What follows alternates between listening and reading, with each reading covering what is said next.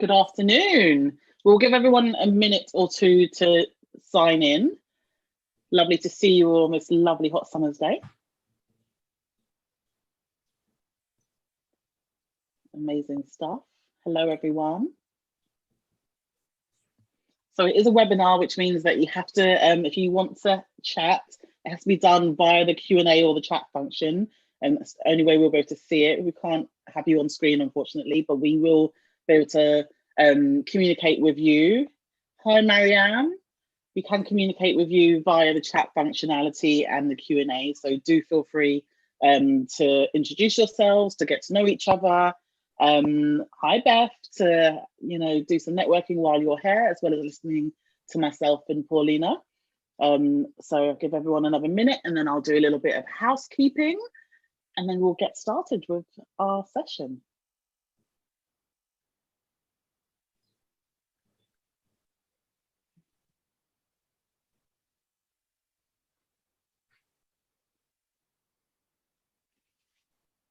While we're waiting, where's everyone based? Let us know where you are and if the weather is extremely hot as it is here. I can see Leah's on there. So we've got a nice international cast of people. Awesome. Whitley Bay, I'm guessing, is very hot. Sounds great. Yeah. Paris, yay. Cloudy, oh my goodness. It's baking hot here, and I literally have taken 10 steps outside all day to the garage and back, and it was too hot, so I'm going to stay indoors, I think. Damien's in Worcester. I must say it wrong. So Worcester. Oh, I'm so bad. Yeah, kind of Worcester. Amazing. So as you all chat, I'm going to just go through a few housekeeping and to just introduce you to Paulina. So welcome to Women in Leadership with Leadership Trust. I'm Tina K. Bernard. You've got Paulina Tenner with you here today. The other leadership trust that you might see on the screen is my colleague Kath, and she's here in case my internet drops out or there's any sort of emergency, and she will continue to host on my behalf. It's an informal setting, so do feel free to converse in the chat, to ask questions. Don't wait till the end. If you have a question, do pipe up. It is being recorded, so if you do have to drop out at any time, that's absolutely fine. It will be available on replay later on our website in the blog section, and we'll probably email you a link to it as well. So it has been recorded, so don't worry if you have to pop out and come back in. We are the Leadership Trust. We're an organisation with 46 years experience in leadership development. We're based in Hereford with a worldwide client list. So our clients span most of the countries in the globe, which is amazing. Our flagship program is the 5-day leadership in management program, which is recommencing this July. It's very exciting after a year-long COVID hiatus. Today we're joined by none other than the Paulina Tenner. Apart from being my old boss, she is an entrepreneur, an angel investor, an author, TEDx speaker, founder of GrantTree, which is an organization started with a purpose to help tech startups navigate the complex world of government funding. Since 2010, the team have grown organically from 2 members to 50 and raised over £200 million for more than 600 technology startups and scale-ups using solely government funding schemes such as the R&D tax credits and Innovate UK grants. GrantTree, interestingly enough, is also an open culture company which pioneered a self-set salary scheme and an empowering culture governed by holacracy. I'm sure Pal can tell us a bit more about that in a moment. Paulina is also a seed investor, a startup mentor, and an author of Laid Bare, What the Business Leader Learnt from the Stripper, describing leadership lessons she learnt as a burlesque dancer. So welcome, Paulina. Oh, it's lovely to be here. Thanks for inviting me, Tin. Thank you for being here. So, okay, part of me wants to start at the last bit I said about you being a burlesque dancer, maybe because I don't know many people who are trained in burlesque, and I definitely think you're the only one I know who's a CEO. How did it come about, and how long have you been training and practicing in the arts? Sure. So doesn't really require any formal training to start performing. You can, if you're trained in anything else like circus arts or another type of dancing that you feel comfortable to incorporate into your burlesque acts or stand-up comedy, or they're just burlesque, it encompasses such a variety of possible acts and expressions. It's a little bit like theatre, but it involves more movements typically and dancing. And a bit of stripping most of the time, but not always. So it helps to do a burlesque course, and I've done a few with a school called The Cheek of It, which is run by a lovely friend of mine, Zoe Charles. Yeah. But there are a few burlesque schools in London these days. As I say, it really helps to do a course because there is a group setting, everybody's working on their own act, or you're working on a group act together, and that just gives you a bit of momentum. So yeah, I would definitely recommend that. It's a lot of fun, and particularly if you have some sort of experience with dance, any type of dance, really. Could be ballet, could be classical dance, could be, I don't know, jazz or hip hop. Yeah. Or you have some experience with acting, stage experience. There's just so many things you can incorporate into a burlesque act. It's so versatile. That's why I love it. It's amazing. I think what a hobby to have as well.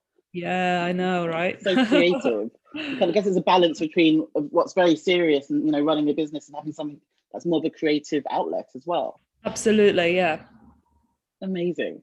So you founded GrantTree along with your partner. So GrantTree, as I said earlier, it operates as an open culture and has always supported remote working. So you weren't one that had to kind of really pivot last year. It was something that was kind of ingrained within your business. Did you always know you wanted to have a kind of, I'd say, non-traditional way of working? Because good question. So I think Daniel is also my partner in life. We kind of knew that we wanted to create a different workplace as compared to the kind of workplaces that we used to know and came out of. So we had some frustrating experiences and we wanted to create something different, but we didn't know how different it would end up being. So we didn't know back then that we'd have a workplace where people would end up choosing their own salaries and where, there were no individual commissions, but just team bonuses or company bonuses. We had no idea what it would look like in practice. We worked that out as we went along. We just knew that we wanted to create something different, that's for sure. Amazing. And what exactly would you say open culture is? What's the practice of open culture?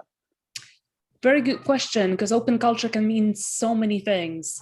I think it's a fundamental, what it means to us, it's a kind of fundamental attitude of trusting people as adults and creating the kind of culture where information is easily accessible. So in most companies, particularly corporation these days, information is treated as a power tool.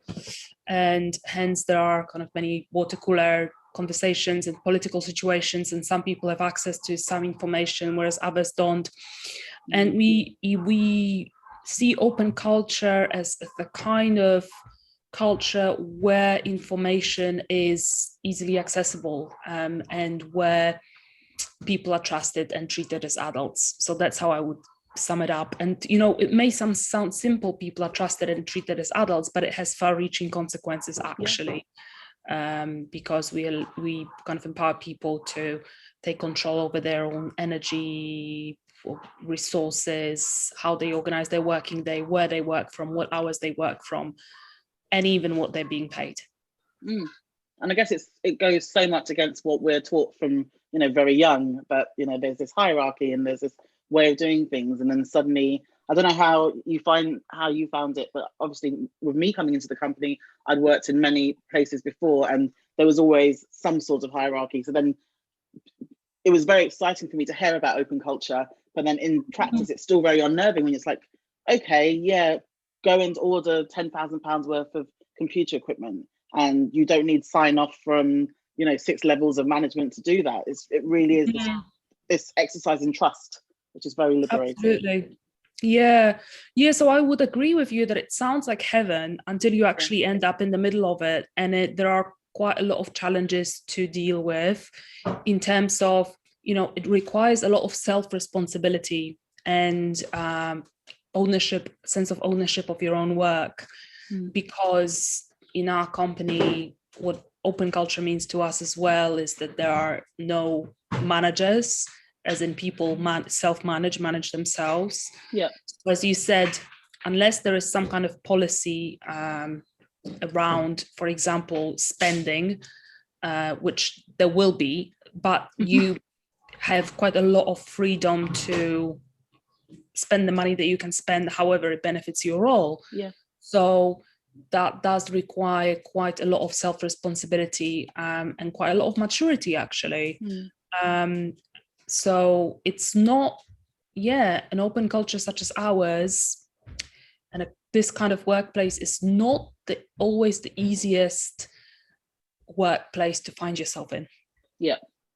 But it's a very exciting one, and you will challenge yourself while being in it. So as a female founder, part of me hates even saying that. We have to differentiate, founder, female boss, girl boss, female founder. But as a female who is also a founder, do you see any differences in the way that you are perceived? So in the ways that maybe if you and Dan were to, have a client and go to them at different times, or just being in the same room, do you find that the way you're treated or the way you're perceived differs, or the way they talk to you?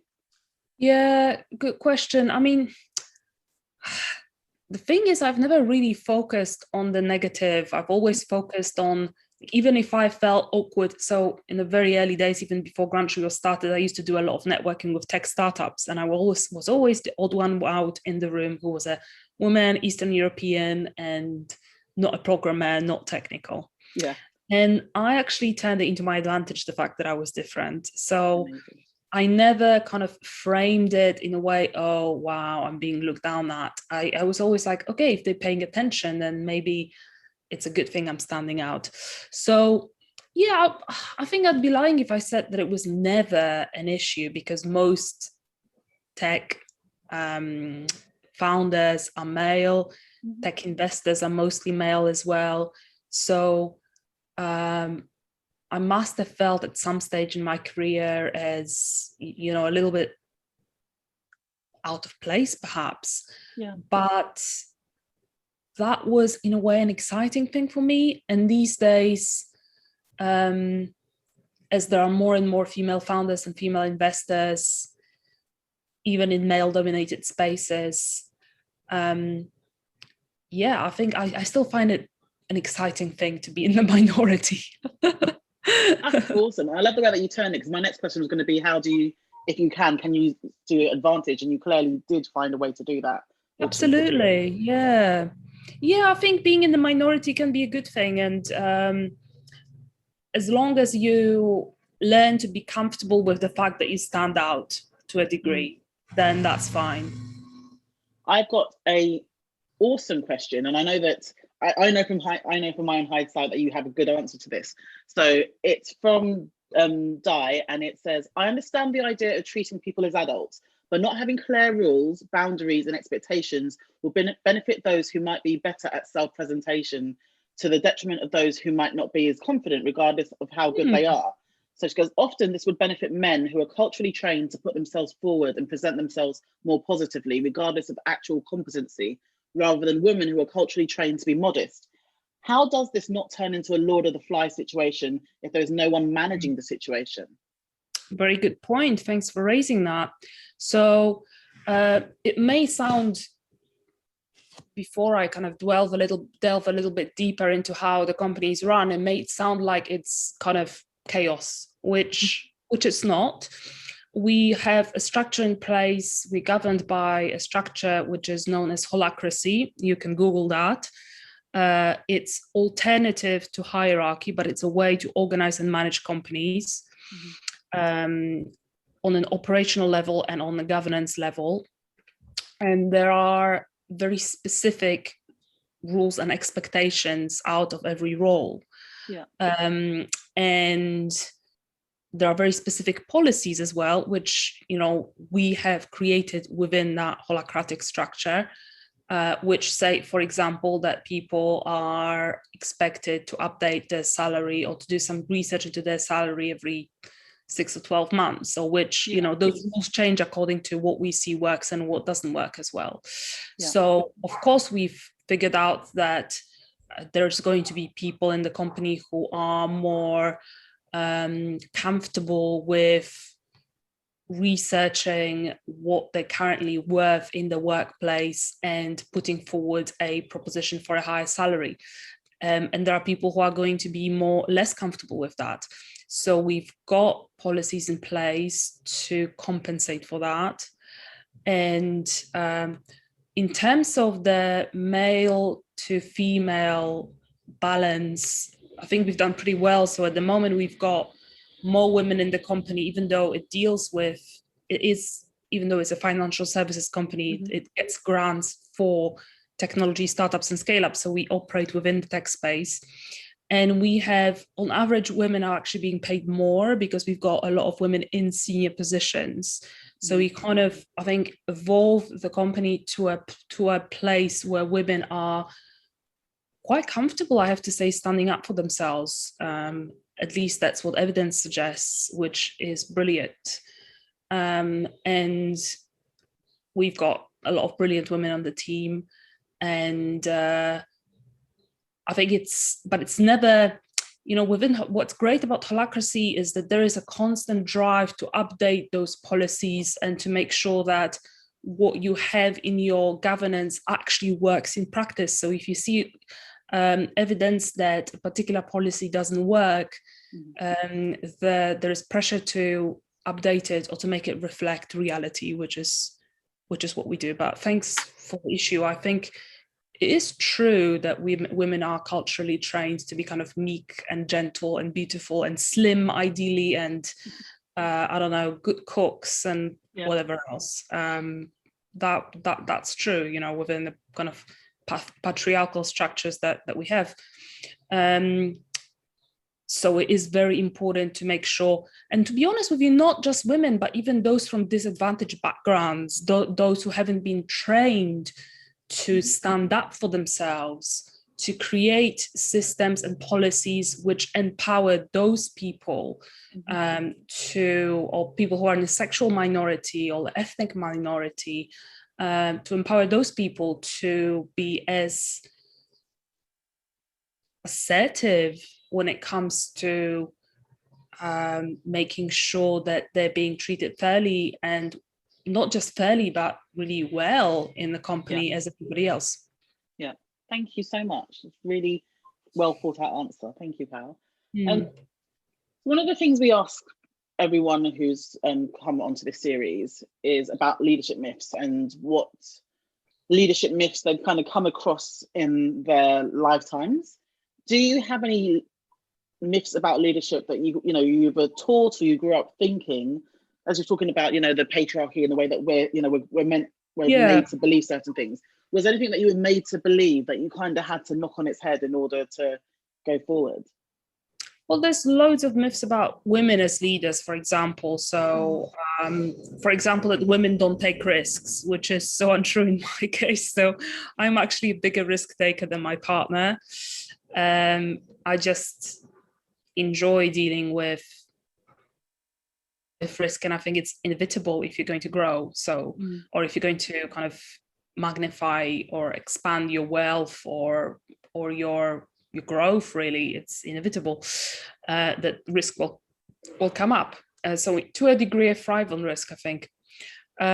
There's also the stereotype that women don't make good leaders because they're moody and emotional, which is, again, so stupid, because again, it's something that you mentioned I'm an upcoming author. I've written a book where I talk quite a lot about feminine and masculine forces within us as leaders. And I've actually known in my time plenty of women who have a very active masculine center or quality to their leadership. And I also have known many amazing men who have had a very active feminine side or the yin side. You know, it's called feminine, but it doesn't mean it's the domain of women. It's just called that way because I don't know, traditionally it was referred to in the tantric arts, for example, as the female side, and that's more the nurturing side, the being as opposed to the doing, the surrender as opposed to action. So yeah, I think women make great leaders. I've seen plenty of women that have had a very balanced feminine masculine side. I've even seen women that had a very, and that used to be the case for me. I used to be very much in my masculine and not enough in my feminine center. And dancing burlesque has helped me kind of get in touch with my body, get in touch with that side of me, which is playful, creative, serendipitous. So again, what is the domain of the feminine? So that would be one stereotype. Let me think if I can think of anything else.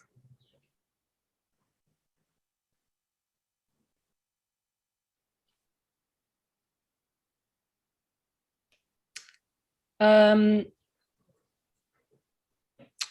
think an interesting one is female founders won't be able to raise funding because there is not enough female investors, and same is true for the people of color, that it's impossible for them to raise funding because there's not enough investors of color. Whilst statistically that's still true, again, I've seen a lot of female founders that have raised funding and have done really well.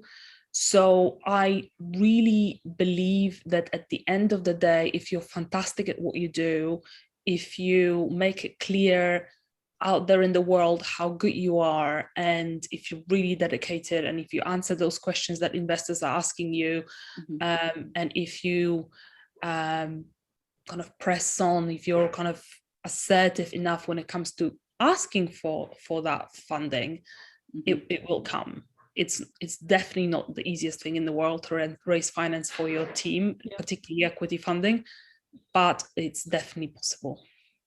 Do you think the fact that, people, it is kind of, there is research to show, as you said, that it is the fact to some extent, but do you think the fact that we kind of share this, it's harder to be funded if you're female, it's harder to be funded if you're ethnic minority, stops them from even trying? Because they're kind of like, well, what's the point? We already know it's harder to do it. Yeah, I think that would be the case for the proportion of for a proportion of founders, that they think, okay, it's going to be such a tough ride, I'm not going to get on this train at all. Yeah. But on the contrary, there are founders who are working extra hard because they know the odds are against them, and they end up getting that funding, or they end up getting their company or whatever it is that's their chosen objective. That's very true. And I guess it's that same thing about turning it on its head and pivoting, isn't it? You can either look at it as I'm going to give up, or I'm going to try extra hard.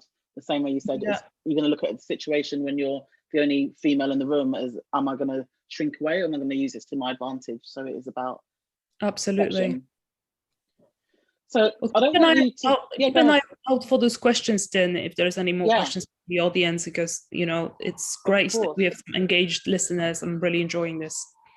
By all means, yes, everyone, do feel free to ask your questions. There's no need to wait to the end. If you do have a question about anything Paulina has mentioned so far, do feel free to pop it in the chat or the Q&A section, and I will keep an eye out for you. Another question from me while we wait. I think everyone's been shy. Please. So I don't want to give, as I said, I don't want you to give too much away, as we still want people to go out and buy your book. But I'm interested to know what kind of lessons you feel you learned from Burlesque, which you can then apply to business leadership. And would you say that could be the same for anything that was your particular hobby that you brought, and applied in? But should we be all taking a look at our personal lives and our hobbies and finding ways to bring that into, our lessons into our business? Yeah, very good question. So I'll start with the second part. I think we should all be looking at ways to bring our whole selves to our working life, and that does mean hobbies, that does mean creativity, that's in particular any kind of embodiment practices that you have. You don't have to be dancing burlesque, you might be doing yoga or Tai Chi or even meditation. And how can you bring that quality of presence that you get from practicing something embodied into your leadership? And you may find out, as I have, that it, for example, helps you get in touch with your feminine side, with the more kind of receiving, surrendered, embodied, creative, juicy, sometimes rebellious, naughty quality within you. And what it helped me, how it helped my leadership and my kind of business persona. So, for example, it really taught me to stand out and to be comfortable with sticking out. So as a burlesque dancer, the more ridiculous, bombastic, flashy, sparkly, glittery your costume, the better. The more audacious you are on stage, the bigger your chutzpah, the better. And as an entrepreneur, you really need to be comfortable with standing out as well and having your voice heard. And as my friend puts it, being a giraffe in the world of business, you know, really kind of sticking out, really. That would be one of those lessons that I've learned. But there are plenty of them, and you know, in my book, I start every chapter, and I'm actually just going through it again as I'm starting to record the Audible version of it. Awesome. Before it's all released in November. And what I find is, what I've done, I've preceded every chapter where I talk about company culture and our evolution as GrantTree and kind of my thoughts about the world of business with a little story from the burlesque world. And awesome. and I find just so many places they relate. It's just such an enjoyable thing writing this book and just finding those kind of little nuggets and how one translated to the other. And it just goes to show, isn't it, that you have, you should take inspiration from everywhere. Absolutely. So take a look at your hobbies, at who you are outside of work that you think you could never potentially, incorporate into your work self, and just have a ponder, is it possible that part of my personality would actually really help me at work in the context of work? Yeah, exactly. I have a comment from Beth, and she says, it takes practice to be confident if you're the only woman or minority group person in the room. So don't be hard on yourself if you can only speak up some of the time. And it might be, to me, telling everyone to, not feel afraid to talk. And I would say that it's very true. And I always try and make sure you understand it's a safe space to talk here. It's mostly females on the call. There are some men, but they are our allies if they're here and if they're joining this. So it's definitely a very informal, very safe space to talk. And, any such bullying or anything, they will be kicked off. So, do feel comfortable speaking. And I love that comment. I think it's totally the case that if you're the only person in the room, you need to find that confidence within yourself, which is where what really comes into play. If you're, for example, the only woman at work, make sure you've got some support networks in your personal life where you are supported by other women, maybe your girlfriends or maybe professional networks. There's this fantastic mailing list called Ada's List from Ada Lovelace. And there are amazing women there, all based in STEM. And it just really helps to have those support networks to be, on top of your game, or to be able to find that confidence within you in the context of work or in the professional context. But well spotted. I think it just definitely takes a lot of gentleness and kindness to be able to develop that confidence. For sure. Thank you for the comments and thank you for answering it. So one of the reasons I was keen to interview you is because I feel a lot of what you believe in aligns with Leadership Trust. So at Leadership Trust, we're very much about, there's not one way to do leadership.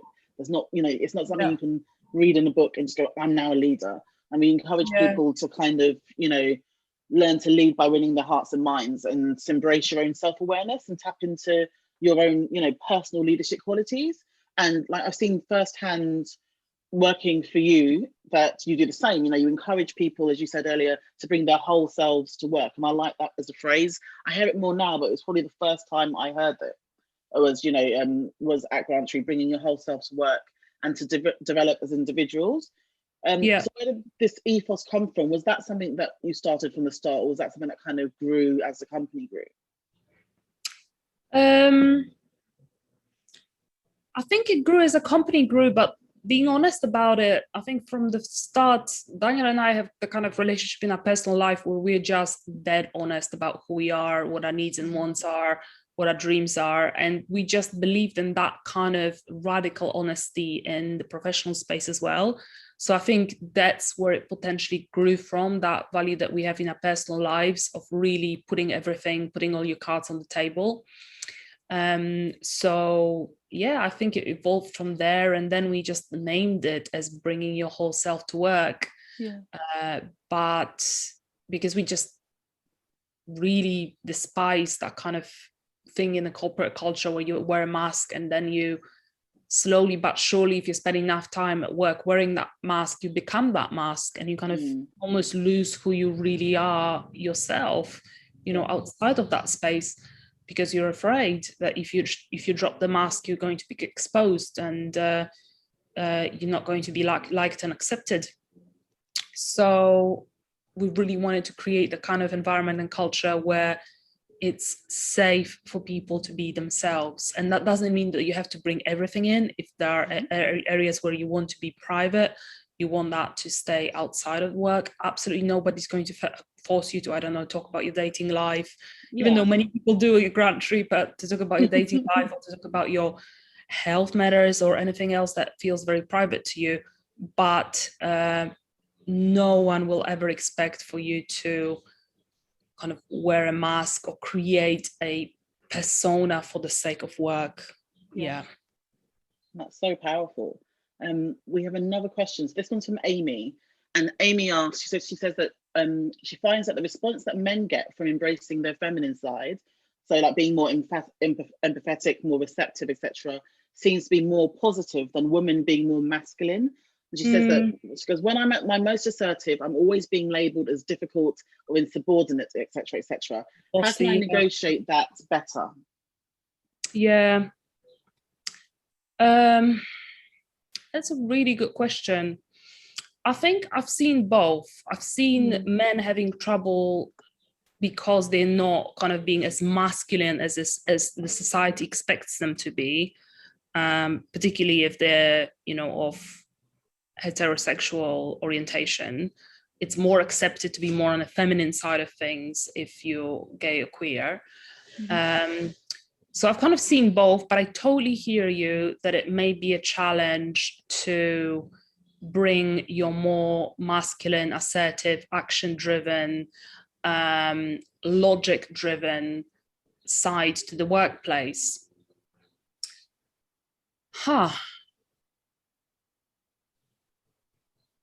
I think it might take, it's a paradigm shift also probably for your managers and for whoever's in the leadership space in your workplace to embrace that within you. So give them a little bit of time. I know it may be frustrating on your part, but give them a little bit of time, and maybe if possible, have a frank conversation, but a relaxed one, and just say, you know, I am really, you know, a very ambitious woman. I'm embracing my competitive, action-driven side.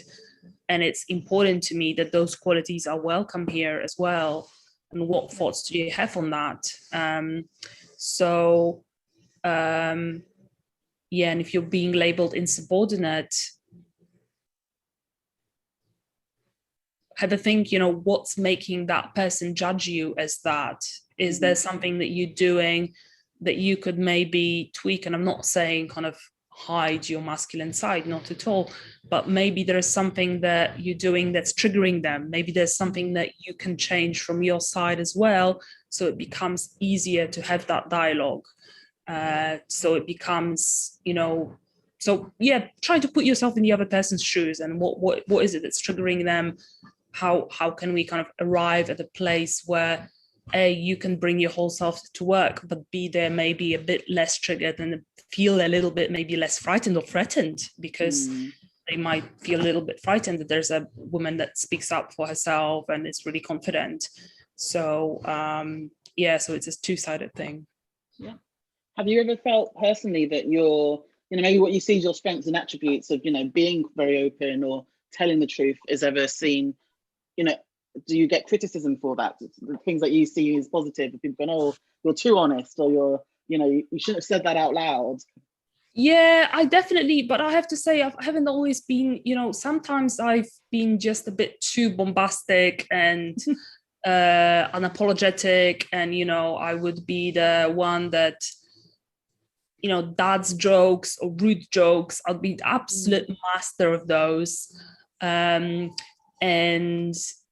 I would embarrass all the guys in the office. And I remember receiving comments like, "Pau, did you really have to say that?" And I'm like, yes, I really had to say that. And then I thought, maybe if it's making people uncomfortable, maybe I don't have to bring that side to work, or maybe there is something I can do to make sure that people are a little bit more comfortable around me. So it was a process of adjustment, I guess. And I guess sometimes it's just discomfort because it's not what they've heard before, seen before. I remember, some of the cakes that you wanted to, some of the things you want to write on cakes, or my baby shower cake before, and everyone was like, no, you can't do that. And I found it hilarious when I saw what the cake was.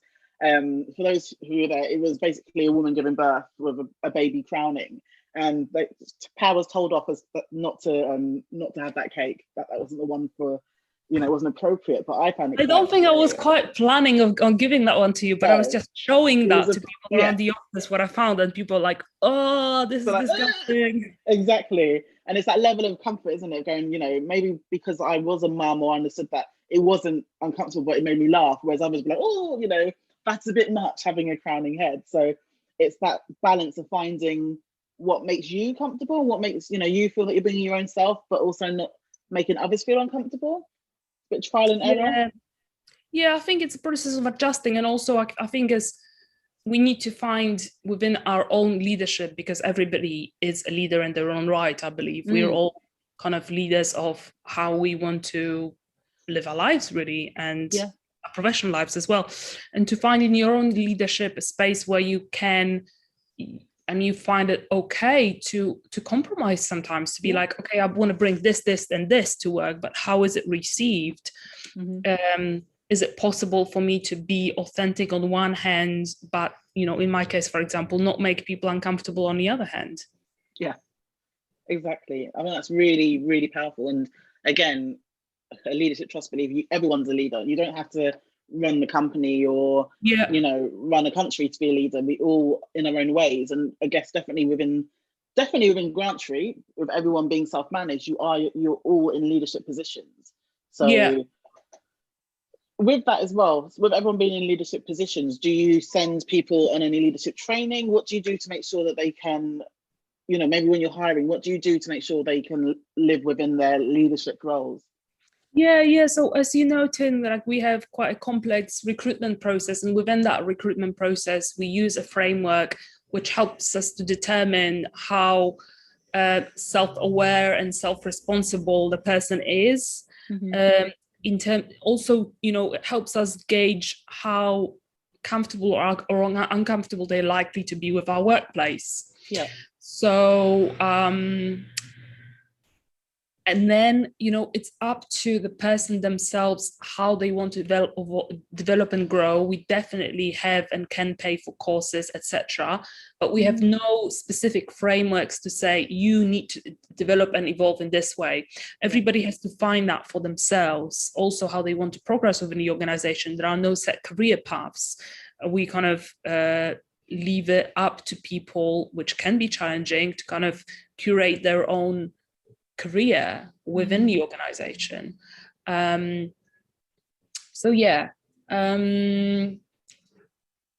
got a bit lost. What was the question? I was asking if you have any particular training you do to help of course, leadership. Yeah. So no, not no particular training. I think life is really what trains you, and different situations that you encounter within a self-managing workplace, like for example having to manage your own conflict because there's no manager that will step in and do this for you, or having to manage your own career, or having to propose your own salary. That is something that will develop the leadership skills with you, no doubt.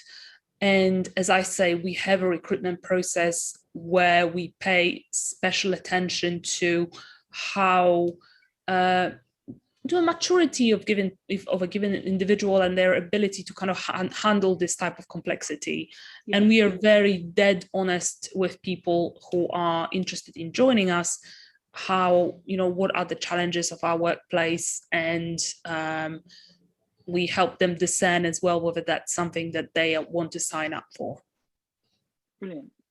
Got a couple of comments. So the first one was from Beth, and she said, so this was going back to, I think it was in relation to an earlier question about, being masculine as a female at work.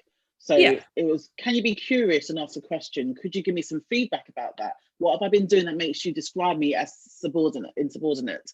So, I said that's probably a good point. Just as you said, just kind of ask the question and find out what it is that's, is causing people to feel that way. Yeah, exactly. And tell them that on your part, you're not trying to, at the same time, you're not trying to, like, it's a shame that you come across as insubordinate. What you're really trying to do is bring out your fears, goal-driven, action-driven, competitive side to work, and just have a conversation. Okay, how can we do it in a way that supports the company? Exactly. Got another really interesting comment from Di. So Di asks us, I of course support bringing your whole self to work conceptually, but at the end of the day, we are at work to do a job. There may be aspects of our personality that makes doing the job easier, and aspects of our personality or way of working that makes doing the job harder for ourselves and others. For me, I think it's important to judge your situation and modify your behavior accordingly as much as you feel comfortable, because you are being paid to do a job. Am I a sellout? Am I a sellout? Is she selling out by acting in that way? So but modifying her behavior accordingly? No, not at all. I think it's absolutely your choice to kind of modify your behavior and how you show up in the context of work.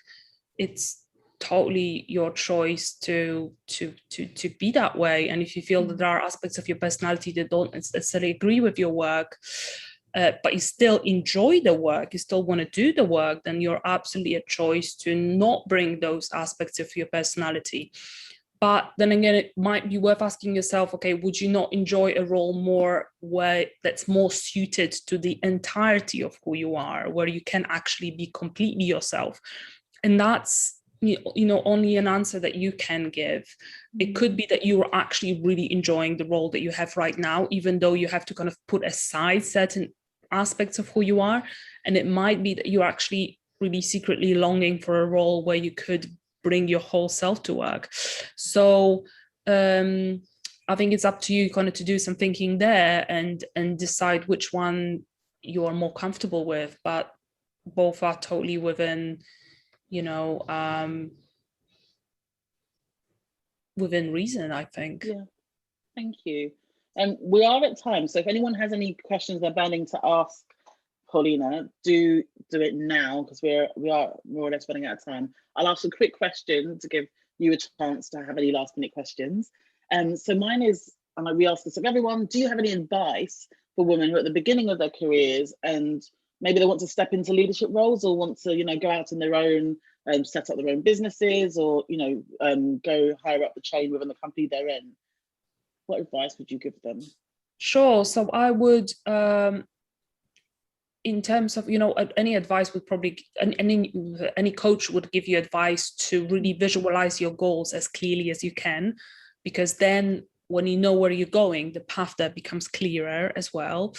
And then I think it's about really excelling at what you do, finding whichever role suits your character and your skill set really well, but where you can also evolve and develop, obviously, and really excelling. And when you're really excelling at something, I mean, looking at it from a perspective of an employer, it's such a relief to be able to bring somebody from within the organization to fulfill a certain more senior role, because they already know the culture, they already have been in this company, they're already known to the people. So much easier to bring somebody into a more senior position from inside the company than from outside of the company. There are also all the recruitment costs and et cetera, all the complexity that goes with hiring somebody externally. So if you're really great at what you do, if you're excelling at your job, if you're really enthusiastic about embracing extra responsibility, which is not necessarily within your job spec, but you're keen to over deliver, then I have no doubt that sooner or later this will be noticed. And also make it clear that your goals are to be one day a CFO of the company, for example, and find a mentor or a buddy within the company, somebody that could coach you a little bit, or that could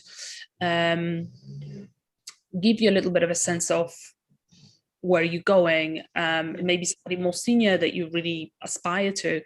But at the end of the day, as long as you're really fantastic at what you do and you are showing a lot of potential and a lot of keenness and enthusiasm for learning, this will be noticed, because, as I say, it's from a perspective of an employer, it's so much easier to bring somebody from inside of the company into a senior position than somebody from the outside of the company. So it's for sure. I love championing women that are looking to get into leadership positions. I think it's fantastic. Thank you. So I've got two. One's not a question, one is. So the first one is not a question, but just a thank you to Paulina for her insights and to Tin for facilitating. It was a fascinating discussion and lovely to have a female-centric discussion and very well run. So thank you for asking. Sweet to hear that. It's very nice, thank you. And from Juliana, we have a question, and it's, what would you advise for women who are currently excelling but are being pushed down by colleagues when excelling and putting themselves in leadership roles? So they're doing it, but their colleagues are not liking it too much. Yeah. So I would ask yourself a question, because not all working environments are like that. Not all industries are like that. So maybe it's just not worth it to keep trying to do that in a place where you are. Maybe it might be easier for you to move across to a different company or to a different environment where there's a different culture, where there's no kind of cutthroat kind of competition and this situation where you're being pushed down. So pretty sorry to hear that. And also, you could start from, you could look at how you might be able to instigate a movement or a support group within the company for women, for example, who are, if you want to stay in that company, for women who are, for example, more junior than you are and are really would love to get into your position. So you could try to start to change the culture from the inside out by instigating the kind of movement which promotes women and helps women. And hopefully that will have ripple effect and your colleagues will see, oh, there's a different way. If you are the shining example that you don't have to push people down where they're trying to excel. So I think you've got those two options, basically. Either you choose to do something radical within the company, within the position that you are, and be the change, as they say. Or if you think it's really not worth it, and it may be that it's not, move across to a different company, to a different working environment where you're more likely to be supported and to be pushed down. Brilliant. I think that's absolutely fantastic advice. Thank you so much. Now, there are no other questions that I can see, so I'm going to take it as an apt time to end it. Thank you, everyone, for joining. Thank you, Paulina, so much for just being brilliantly honest and helpful and insightful with your answers and your advice. Pleasure, Tin, and it's always a pleasure to talk to you, dear. So thanks for inviting me. Thank you so much. This has been recorded, so we will share a link later. So if you want to watch it on replay or share it, because there's some great advice. I'm sure everyone has a friend or a cousin or a colleague who would actually benefit from this. So do feel free to pass it on. Paulina, I will make sure I have a link to your book when it goes out, so everyone who's on the call can, of course, buy it. And you mentioned Holacracy and Ada's list as well, so I'll make sure we provide links if anyone wants to check either of those out as well. And GrantTree as well, if anyone wants to look at getting some tax credits. We'll have a link for that as well. Thank you so much, Paulina, and thank you, everyone. Have a lovely rest of your day. Yeah, thanks, Tin. Thank you. Bye-bye. Bye, everyone.